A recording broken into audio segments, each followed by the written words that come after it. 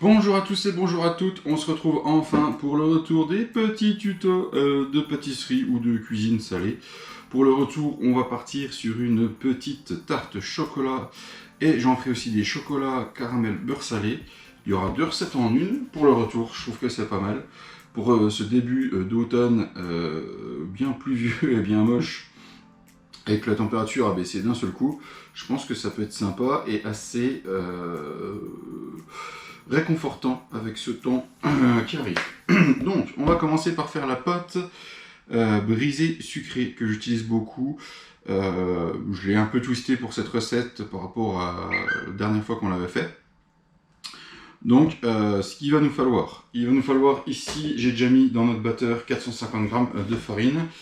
Il nous faudra 125 g, 225 g de beurre coupé en morceaux en pommade que je vais incorporer directement dans mon batteur.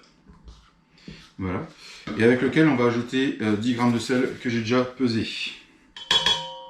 Ainsi que 150 g de sucre cassonade. C'est ça le petit twist. Ça va apporter un petit croustillant dans la pâte qui va être très sympa. Et on va faire des tartelettes individuelles. Donc je vais mettre tout ça dans ma cuve. Zoup, zoup. Le sel, le sucre, le beurre.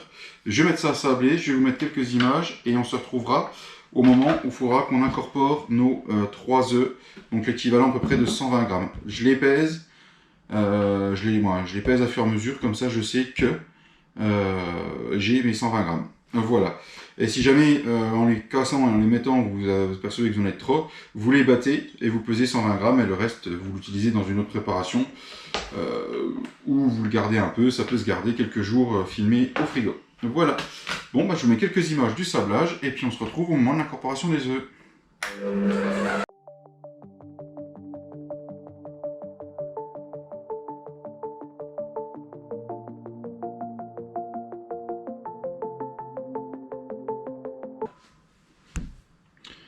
Bon, après un bon bout de temps, les amis, où ça a tourné, mon beurre était pas mal, mais pas assez encore.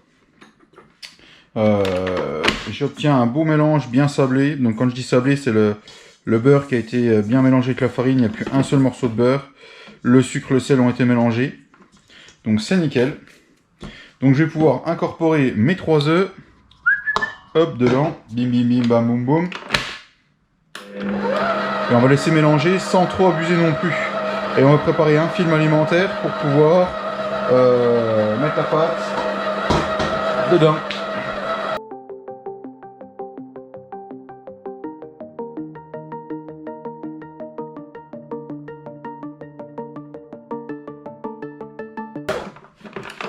J'ai vraiment pas laissé tourner longtemps. Hein.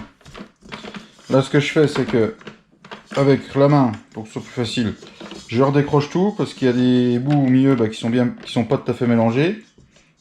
Hop, je vais laisser remélanger un petit coup.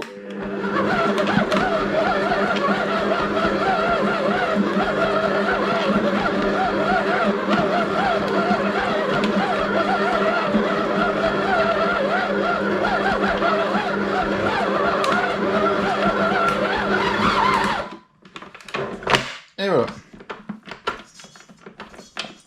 Donc avec le sucre cassonade, vous pouvez faire du sucre normal, hein, pas de souci.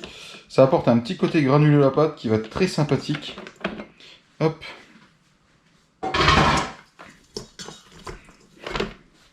La pâte est juste comme je veux. Hop. Je vais reculer sur le batteur. Je vais vous amener avec moi là. Donc ce que je fais, c'est que je finis de la malaxer la main. Hop, pour former une belle boule.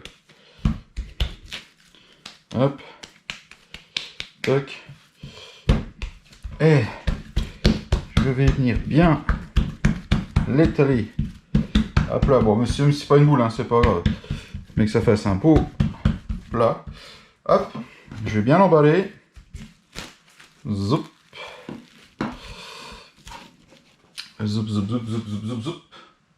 Zoup.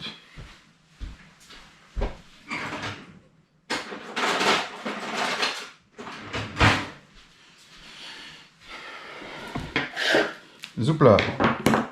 J'emballe bien ça. Hop, pour pas laisser passer d'air. Toc. Par précaution, Je vais remettre un deuxième tour de film.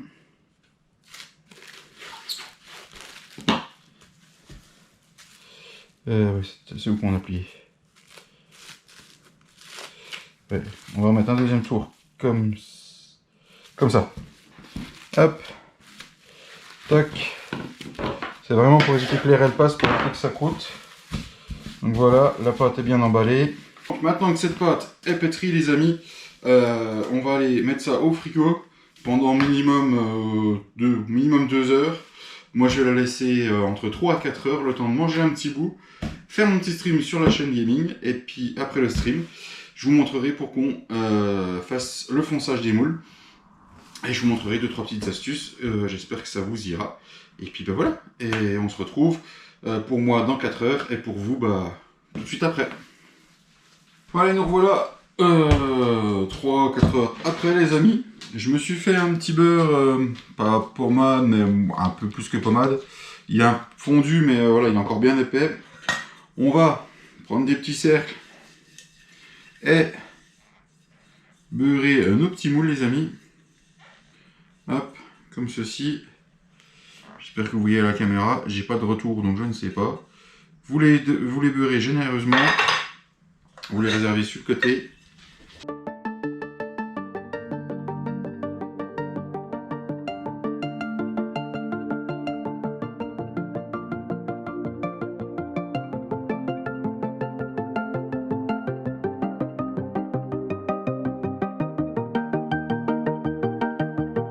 Allez, les 10 moules sont bien beurrés. Ce que j'ai fait, c'est que j'ai pris ma pâte, j'ai déjà fait à l'avance. J'ai pris ma pâte, j'ai découpé et je l'ai un peu repétrie à la mince, moi j'ai mis en forme. Voilà, pour lui donner un peu d'élasticité, elle est superbe. On va pouvoir étaler. On va étaler. Oups là, il fallait faire des bêtises. On va étaler aux alentours des. Entre 0,2 et 0,5 mm. Pas que ce soit trop épais, ni que ça soit trop fin, sinon ça va casser.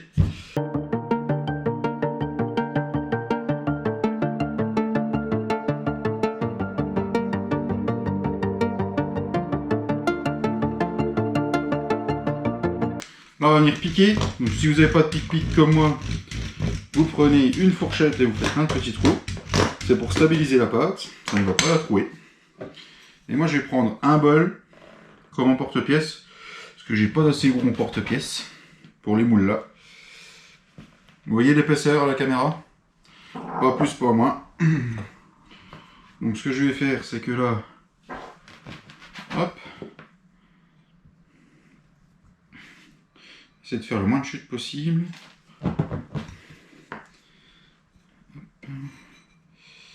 Je n'aurais pas en couper un autre, de toute façon, c'est pas grave. Hop, toc. Donc cette étape s'appelle le fonçage, les amis. Donc je prends mon moule, je prends ma pâte et je viens la glisser dans le moule. Enfin, j'espère que vous verrez le geste que je fais. Hop, j'essaie de lui faire un bel angle droit. D'accord, je suis un peu épais, j'aurais pu descendre en dessous. Voilà. Hop, je repasse le doigt comme ça. Hop. Comme vous pouvez voir à la caméra, il y a un bel angle droit de fait. Hop là, j'en refais un deuxième. Je vais le mettre ici.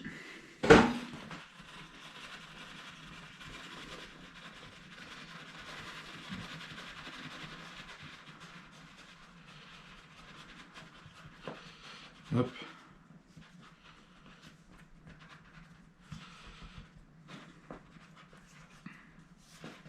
N'hésitez pas à passer le doigt tout léger au fond pour bien suivre le moule. Hop. Et je vais prendre un couteau et je vais venir ébarder le bord comme ceci. Hop là. Tac.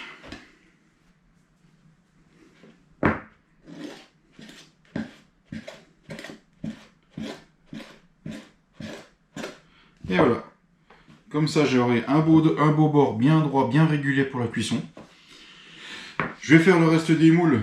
Je vais vous mettre sûrement en accéléré. Et je vais les réserver une nuit au frigo. Et demain, je vous montrerai une petite astuce pour les cuire. Pour pas qu'ils bougent, hein, parce que du coup, s'ils bougent, bah, ils vont redescendre et tout. Mais le mieux, c'est de les mettre une nuit au frigo. Comme ça, vous avez un fond qui est stable. Et ou sinon, laissez-les minimum 2 heures au frais avant de les cuire. Voilà. Je vais vous laisser avec des petites images de quand je suis en train de foncer. Et puis voilà.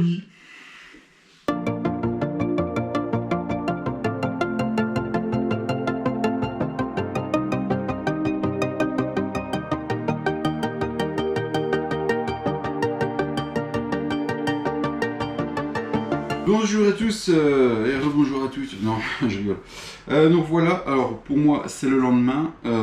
Pour la cuisson de nos moules, moi ils ont passé une nuit au frigo, ils sont très bien. Là ce qu'on va faire, c'est que j'ai découpé des disques de papier sulfurisé. Je vais vous montrer pourquoi je les ai coupés. Hein, voilà. Je vais vous montrer ce qu'on va faire avec. C'est pour la cuisson de nos fonds. Donc j'ai préchauffé mon four à 200 degrés chaleur tournante. Je les ai mis sur 2 plaques parce que j'en avais 10. Donc je vais les cuire une plaque pour avoir une chaleur uniforme autour entre 10 et 12 minutes à peu près. Je vous montrerai le résultat que j'ai envie d'obtenir fin de cuisson. Et puis voilà, donc on va cuire ça. Et moi en parallèle du tournage, j'ai remoulé une douzaine de petites tartelettes beaucoup plus petites pour juste faire des tartelettes au chocolat. Et là, ce sera pour faire des tartelettes chocolat caramel là-dedans. Je vais vous prendre avec moi, je vais vous montrer ce que je vais faire. Ça va être pour que le fond de tarte reste bien droit et que ça ne s'affaisse pas. Voilà, pour la cuisson. Allez, venez avec moi. Hop. Allez, je prends mon fond de tarte. Là, j'ai découpé mon disque. Je vais venir essayer de le mettre en place. Si ce monsieur veut bien tenir. Voilà. Et je vais prendre de la farine. Bon, moi c'est de la farine, celle-là c'est qui me restait. C'est de la farine à pizza périmée que je peux plus utiliser. Donc du coup pour ce que je fais c'est très bien. Donc je mets de la farine. Et je tapote correctement pour bien tasser. Sachant que ce que je fais, vous pourrez le réutiliser parce que une fois que ça cuit, ça devient assez compact. Et du coup, vous pourrez les réutiliser, vous les gardez dans une boîte sèche. Je vais en remettre un peu. Tac.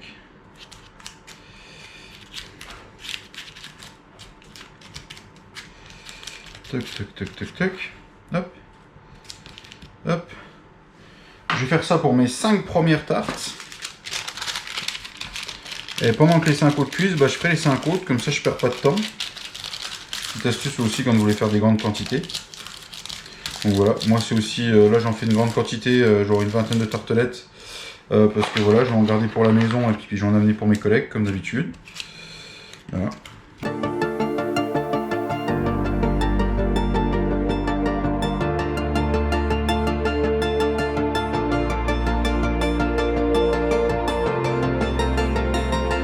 Voici, nous voilà un petit peu plus tard, tous les fonds sont cuits, ils sont à ma gauche, voilà. Donc ça c'est les fonds que j'ai cuits tout à l'heure, hop ils sont là, vous voyez il faut qu'ils soient bruns. Alors ceux-là dans mes moules à moi, je les ai cuits quasiment 16 minutes, 16 à 17 minutes, et j'ai les petits que j'ai foncés en off, comme on pourrait dire dans le jeu, mais pendant que la caméra ne tournait pas, ce sera pour les chocolats. Ceux-là, je les ai cuits environ 12 minutes, voilà, à peu près. Là, on va partir sur la prochaine étape, qui est pour garnir le fond de celle-là. Donc celle-là, ça va être tarte chocolat, caramel, beurre salé, chocolat. Donc on va faire le caramel beurre salé. Pour cela, il va nous falloir, les amis, 300 g de sucre, qui est ici, sucre en poudre. On va faire fondre pour commencer à faire le caramel. Ensuite, on va y ajouter 150 g de beurre, voilà. Et nous allons ajouter 240 g de crème qu'on va faire chauffer à côté pour éviter d'avoir un trop gros choc thermique. Donc ce qui va se passer, c'est qu'on va faire un caramel comme ça, quand il va atteindre avec le sucre, Quand il va commencer à atteindre la couleur que je veux, donc légèrement blond, je vais venir incorporer mon beurre dedans, hors du feu. Je vais le remettre sur le feu et je viendrai verser ma crème chaude. Voilà. Et une fois que la crème est versée, on va laisser cuire pendant 2 minutes, histoire que il y ait une opération qui se fasse dedans. Je ne sais plus comment ça s'appelle. Voilà, désolé. Et quand ce sera fait, on coulera directement le caramel dedans. Donc c'est possible qu'il m'en reste. Et si vous en reste, vous pourrez mettre ça sur ce que vous voulez, des crêpes, des gaufres, des petits biscuits.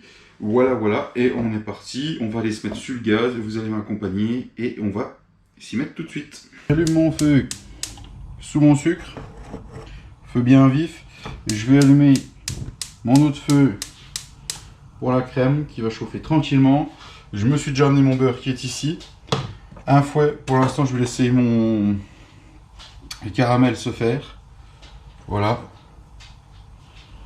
Pendant que le sucre fond, on va rester à côté pour surveiller parce qu'une fois qu'il commence à chauffer, ça va très très vite.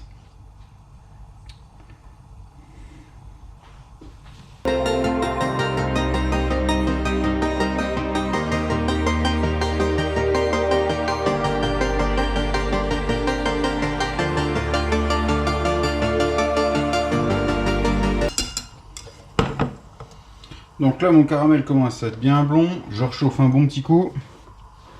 Et je vais y incorporer le beurre salé, bien sûr. Pour un caramel beurre salé, c'est mieux. Allez, on incorpore, ça va le décuire.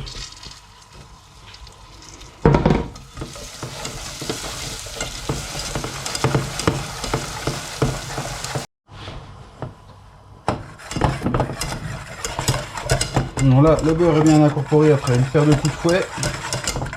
Hop, on va y incorporer ma crème qui est chaude, qui est ici. Elle forme tout de suite, n'ayez pas peur. Ça fait de la vapeur. Ne vous inquiétez pas.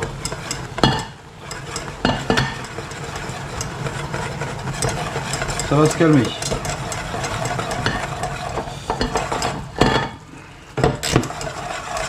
Et on va remuer pendant 2 minutes pour le cuire.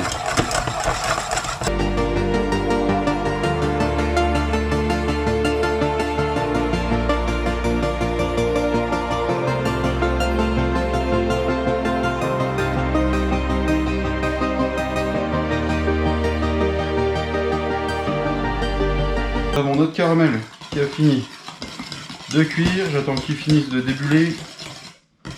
Il a l'air d'être magnifique, regardez-moi ça, comment ça donne envie. Petit caramel beurre salé fait maison. Vous pouvez en servir dans plein de recettes.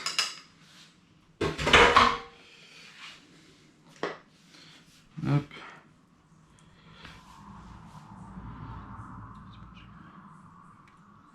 Et on va en couler un petit peu au fond des tartes.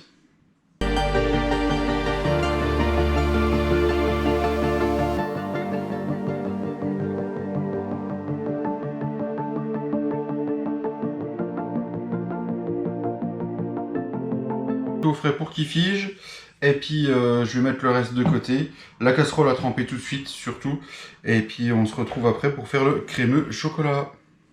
Allez, nous revoilà les amis pour la dernière étape de ces tartes au chocolat qui vous apporteront beaucoup de réconfort avec ce temps de crotte du mois d'automne, le crémeux chocolat. Je vais avoir besoin d'un mélange de, on pense bête, hein, parce que le cerveau ne suit pas des fois, 240 g de lait et 240 g de crème que je vais mettre à chauffer de suite sur le gaz.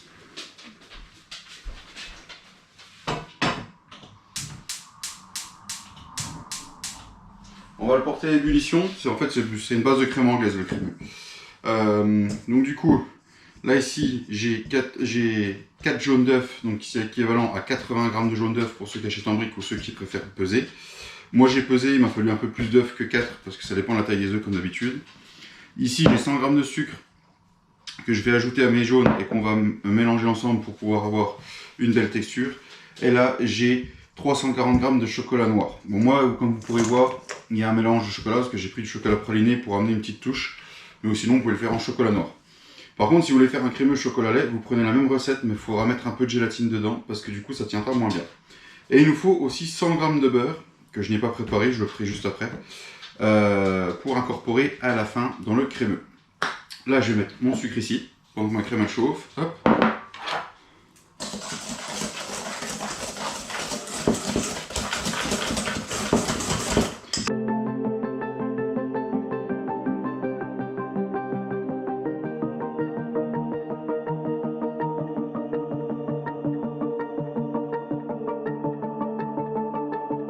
Hop là, je me mets près de mon gaz. Là, je garde mon chocolat qui est là. Hop, je vais vous amener près du gaz.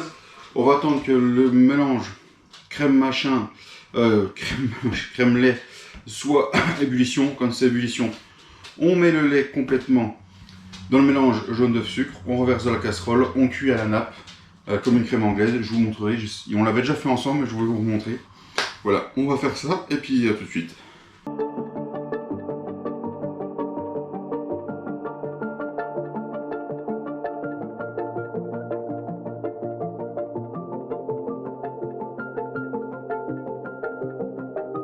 Hop là, là on a ébullition. J'incorpore tout mon mélange à mes œufs. Je fouette tout de suite.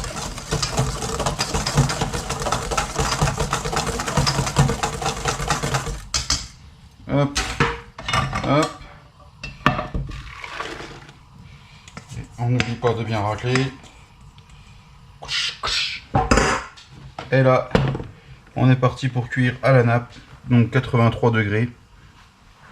Pour les plus... comment ça s'appelle ?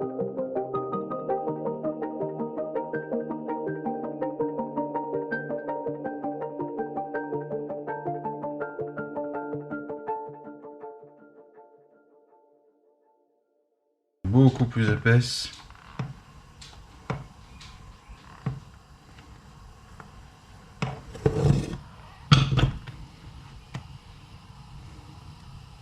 Faut surtout pas les faire bouillir, hein. Surtout pas, sinon les œufs vont coaguler, puis là vous aurez la serait pleine de grains. Hop. On ne coule pas, je vous remontre. Je retrempe ma spatule. Hop, je vous remontre près de la caméra. Hop, je la tiens à droite. Elle ne s'écoule pas entre la ligne. La cuisson de la nappe est effectuée. Je vous prends avec moi. Juste ici. On va aussi mettre comme ça. Tac, ça je vais le garder de côté. Je reprends mon fouet.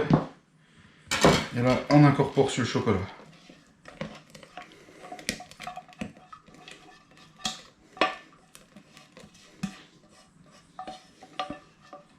Hop. Je vais la spatule au départ, ou sinon, ça vous fait un paquet de chocolat pas fondu au milieu du fouet.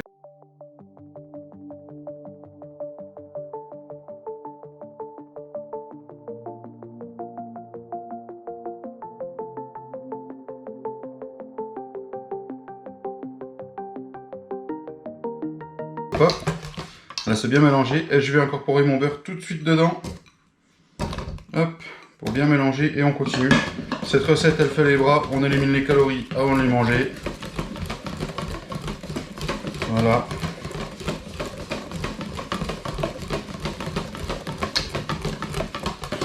On remue, on remue, on remue, on remue.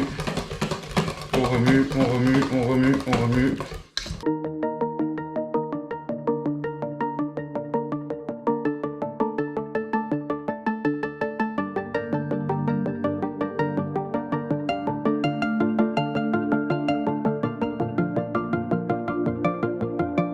On prend nos fonds de tarte et puis on va couler ça.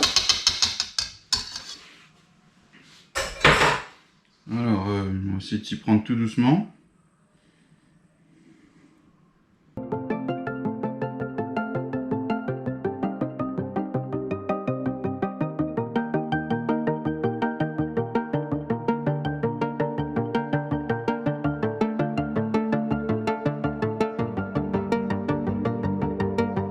Merci à tous d'avoir suivi cette petite recette. Voilà, vous pouvez voir, là il y a toutes les tartelettes. J'ai réussi à tout garnir, le chocolat il en reste un tout petit peu, je l'ai mis de côté aussi.